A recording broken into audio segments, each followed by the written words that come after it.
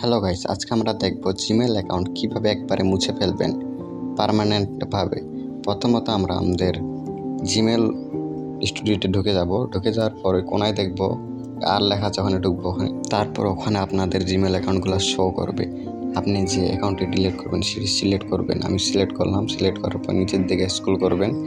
Scroll করার পর ওখানে লেখা আছে delete and privacy, data and privacy, ওখানে ক্লিক করবেন। ক্লিক করার পর নিচের দিকে স্ক্রল করে নামার পর নিচে দেখবেন ওখানে অপশন লেখা আছে ডিলিট ইওর অ্যাকাউন্ট।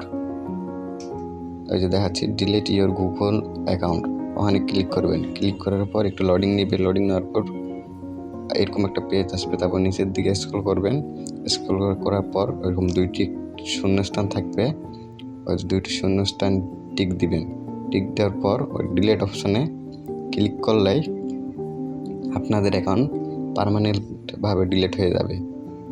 আর যদি ভিডিওটি ভালো লাগে অবশ্যই আমাদের চ্যানেলটিকে সাবস্ক্রাইব করে রাখবেন। ধন্যবাদ সবাইকে। Thank you for watching the video.